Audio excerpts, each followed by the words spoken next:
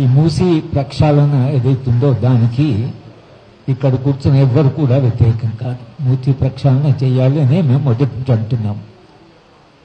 కానీ ప్రక్షాళన పేరు మీద జరిగేటువంటి ఈ అభివృద్ధి ఏదైతుందో దాంట్ నుంచే ప్రజలకు జరిగే నష్టం ఏంటి, ప్రయోజనం ఏమిటి అనే విషయంలో మేము మొదట దానకిషోర్ గారు ఉన్నప్పుడు ఆయనతో చర్చలు జరిగాయి.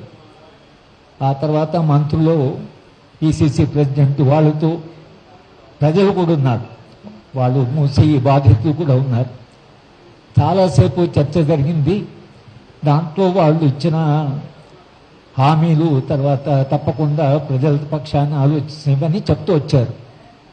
కానీ రాను రాను ప్రజల ప్రమేయం లేకుండా, ప్రజల భాగస్వామ్యం లేకుండా ఇక్కడ ఉండే పౌర సంఘాలు ఎవరైతున్నాయో ప్రజల కొరకు పనిచేసి ప్రజల పక్షాన్ని మాట్లాడి వాడు ఎవరిని కూడా చేయకుండా వాళ్ళు ముందుకు వెళ్ళిపోతున్నారు. మేము ప్రధానంగా ప్రభుత్వాన్ని అడుగుతున్నది రెండు ప్రశ్నలు. ఒకటి, ఏ అభివృద్ధి అయినా ఒకటి అది ప్రకృతి, ఇప్పుడున్న పరిస్థితిలో ప్రపంచవ్యాప్తంగా ప్రకృతి విధ్వంసం జరుగుతున్నటువంటి సందర్భంలో ప్రకృతికి ఇది ఏ విధంగా ప్రయోజనం ఉంటుంది, ప్రకృతి అంటే ప్రకృతిని విధ్వంసం చేయకుండా ఒక అభివృద్ధిని తీసుకోవాలి. రెండవది ప్రజల ప్రమేయం ఉండాలి. అందుకని మేము అడిగింది అంటే డిపిఆర్ ఇవ్వమని అడిగాం. మీరు ప్రాజెక్ట్ రిపోర్ట్ తయారు చేయండి, అది ఇవ్వండి, మేము చర్చిస్తాం దాని మీద, మీరు ప్రజల దగ్గర కూర్చొని మాట్లాడండి. ప్రజలేమి అభివృద్ధికి వ్యతిరేకం కాదు. నిజంగా చాలామంది అక్కడ మూసి నా దగ్గర ఉన్నటువంటి వాళ్ళు ఆ వాసన దానికి వాళ్ళు బయటకు పోతామని అంటున్నారు. కానీ వీళ్ళు ఆ అభివృద్ధి పేరు మీద వాళ్ళు ప్రజలను పక్కకు పెట్టేసి ఇంకా పోలీసును ఉపయోగించి బలప్రయోగం చేసి ఏ విధంగానైనా ఇది అమలు చేయాలంటే మేము అడుగుతున్న ప్రశ్న అంటే అభివృద్ధి అంటే మూసి పేరు మీద వాళ్ళని అందరినీ తొలగించి వాళ్ళందరినీ ఎక్కడో పంపించి అక్కడ టూరిజం డెవలప్ చేస్తాం, హోటళ్ళు డెవలప్ చేస్తాం, అది చేస్తాం, ఇది చేస్తామని అంటున్నారు. కానీ ప్రజలు అక్కడి నుంచి ఎవరైతే తొలగించబడతారో వాళ్ళ జీవితం ఏమవుతుందని, వాళ్ళ భవిష్యత్తు ఏమిటని, వాళ్ళ పిల్లల చదువులు, వాళ్ళ ఇళ్ళు, వాళ్ళు చేసుకునే పని అన్ని ఇవన్నీ ప్రశ్నలు మేము ప్రభుత్వాన్ని అడిగాం. ఇల్లు ఇచ్చినంత మాకు సరిపోదు, ఎవరితో బెడ్రూమ్ ఇల్లు ఇస్తామన్నా ఇది తెలిసే పని, పిల్లల చదువు, ఇలా మేము ప్రశ్నలు అడిగాము. లేదు, అన్నిటికీ మేము తప్పకుండా అవన్నీ ఆలోచించే చేస్తామని అన్నారు. కానీ ఇవాళ ఈ మూసీ ప్రాజెక్టును చాలా త్వరగా అమలు చేయాలి అని ఎత్తుంటూ, అది బాబురావు గారు ఆయన ప్రఖ్యాత శాస్త్రజ్ఞుడు, ఆయన శాస్త్రాన్ని చదువుకున్నవాడు, సైంటిస్టు. ఆయన చెప్తున్నాడు ప్రజల తరఫున ఆలోచించే సైంటిస్ట్ కాబట్టి చేసి ఈ నష్టాలు వస్తాయి అనేటువంటి విషయం ఆయన చెప్తూనే ఉన్నాడు. ఒకవైపు ప్రకృతి విధ్వంసం, మనుషుల విధ్వంసం, ఇంకేం అభివృద్ధి చేస్తుంది, ఎవరి కొరకు అభివృద్ధి అనే ప్రశ్న. అందుకని ముందు డిపిఆర్ అని ఒకటి ఇవ్వమన్నాము. రెండవది, ఒకవేళ మీరు ఇంకా 20 ఒక అంగుళాలు ఇంకా ముందుకు పోతామంటే ఇది పక్కకు అటు పక్క మీరు వెళ్తామంటే మేము చెప్పింది ఏంటంటే ప్రజలు ఎవరైతే అక్కడ నుంచి డిస్ప్లేస్ అవుతారో అక్కడనే అకామిడేట్ చేయండి. వాళ్ళు కూడా ఇల్లు కట్టండి అక్కడే. అక్కడ మీ తోటలు వస్తాయి, అక్కడ పార్క్స్ వస్తాయి, అక్కడ అది స్కూళ్ళు వస్తాయి, హోటళ్ళు వస్తాయి అంటే వాళ్ళని కూడా అక్కడ పెట్టండి. వాళ్ళు కూడా మనుషులే కదా అని కూడా మేము వాళ్ళని అడుగుతూ వచ్చాం. కానీ వాళ్ళ ప్రజల ప్రమేయం లేకుండా ఎవరిని కలవకుండా వాళ్ళు చేస్తామంటే మాత్రం తప్పకుండా ప్రజలు ప్రతిఘటిస్తున్నారు. మేము మా పత్రికా మిత్రుల ద్వారా ప్రజలకి ఒక నిరంతరంగా సమాచారం ఇస్తూ ఒక ప్రజాభిప్రాయాన్ని సేకరించడం కొరకని మేము ప్రయత్నం చేస్తున్నాం.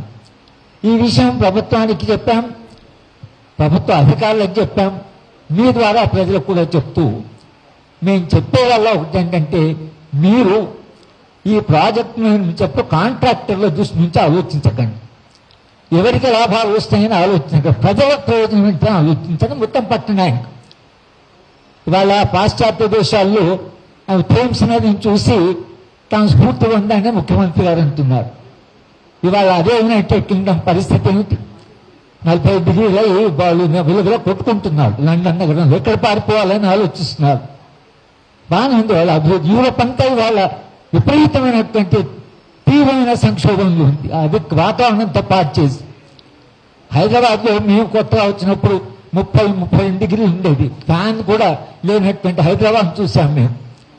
ఇవాళ ఏమైంది హైదరాబాద్ నగరం? ఇంకా మీరు మల్టీ స్టోరీ బిల్డింగ్ కడుతున్నాం, 40 ఫ్లోర్లు 80 ఫ్లోర్లు. దేని కొరకు? దీనికి అర్థం ఉండాలి కదా. కనుక ఇవాళ ప్రభుత్వాన్ని ఈ పత్రిక మీ తరఫున మీ ద్వారా ప్రభుత్వాన్ని కూడా మేము హెచ్చరిస్తుంది ఏమిటంటే, మీరు ప్రజల తరఫున ఆలోచించండి. మూసీ ప్రక్షాళన విషయంలో మేము తప్పకుండా మద్దతు ఇస్తాం. కానీ ప్రజలకి పూర్తిగా వాళ్ళ జీవితం విధ్వంసం చేయకుండా, ప్రకృతి విధ్వంసం చేయకుండా, ఎంత తక్కువ విధ్వంసం అయితే చేసేట్లుగా మీరు ఆ డిపిఆర్ తయారు చేయండి. దాని ప్రజల ముందు పెట్టండి, ప్రజలతో చర్చించండి. కానీ బలప్రయోగం చేస్తామంటే అర్థం ఏంటి? ప్రజలకు అది ప్రజల పక్షాన కాదన్నట్లు కదా. బలప్రయోగం చేస్తున్నానంటే ప్రజల మద్దతు లేనట్లే. మూసి అంతా బాగుపడి మా జీవితాలు బాగుపడతాయి, మా పిల్లల భవిష్యత్తు బాగుంటుంది. ఎందుకు? ప్రజలు చాలా మద్దతు ఇస్తారు. ప్రజలేమో ఆలోచన, ప్రజల జీవిత అనుభవం ఉంటుంది.